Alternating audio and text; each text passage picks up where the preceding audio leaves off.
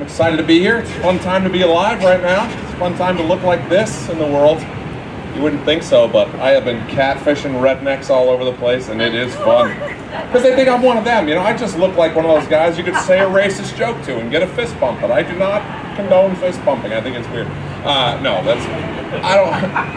I just have that kind of face, you know what I mean? You look at me like, oh, here comes old Mr. You-know-who supporter. I'm just not that guy. But it's fun to like trick people into thinking you are. Because people will come up and say whatever. They just assume, oh, hey, pal. They come up and talk to you. Like, hey, look at this broad. What would you do to her? I'm like, dude, I would give her equal pay for equal work is what I would give her. You tricked me. I'm like, yeah, I got another one.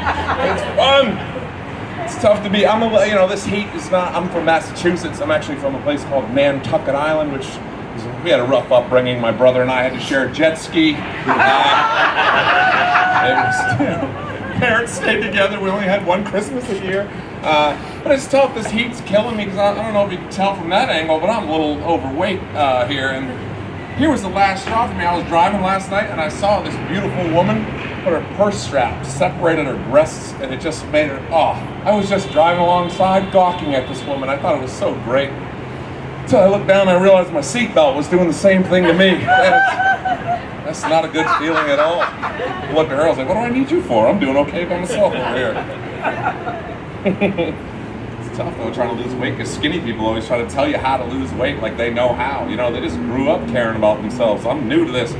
They're always like someone came up to me at a salad bar, of all things, like, oh, you know what you ought to do? You ought to cut the croutons out of that salad.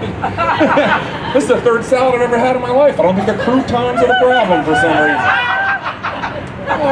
They don't know what I've been through. They don't know the struggle, you know? They never sat on the end of a king-size bed to put their shoes on and wheelied the goddamn bed. You don't know what that's like. My girlfriend's up there holding on for dear life. She don't know what the hell's going on.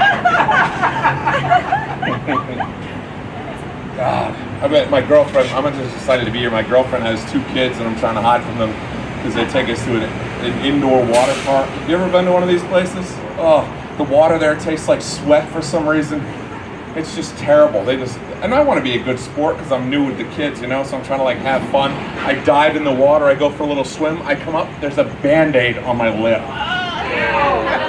Yeah, I'm the kind of person, I walk into a cobweb, I miss 3 or 4 days of work, okay? This is life-threatening. Oh, it's terrible, my girl. I'm like sitting over in the corner. She's like, aren't you gonna come back in with us? I'm like, nah, I saw a porta potty seat I was gonna lick instead. I feel like it's more sanitary. It's tough raising someone else's kids, you know, because you can't hit them. If you do, you have to pretend it was an accident, which is tough. You know, it's a whole cover-up. Every step kid in the world has a little dent right there from someone went and just nudged them into a coffee table, and then you're like, oh God, get up, we're both gonna be in trouble. It's terrible. I got enough time up here. I'm gonna tell you a quick little story. I'm gonna tell you about the time I had a scare, but I'm gonna tell you about the time I didn't get syphilis, which is a really important time in my life. So I was married for a minute, it didn't work out, so I was heartbroken, and when you get your heart broken, you go, I'm gonna go out and sleep with the first person I see. But this was an island in February, okay? There wasn't a ton of options. I walked into the bar, I was like, oh God, second person I see, good Lord.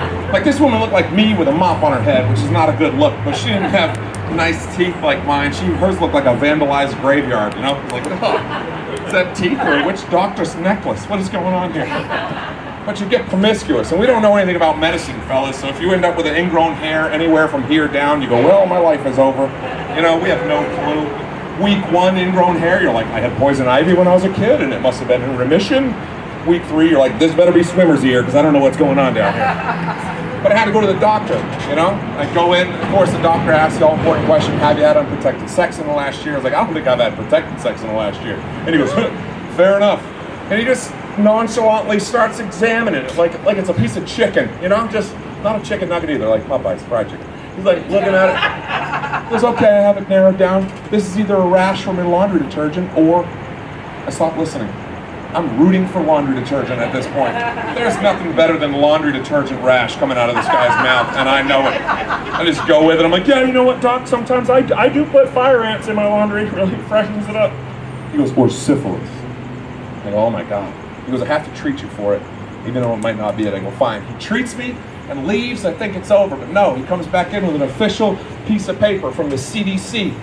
It says, by law, you must notify every partner you've slept with in the last 2 years that you were just treated for syphilis. And I learned one thing that day the hard way. People do not like group text messages. Have a good one, guys. Thank you so much.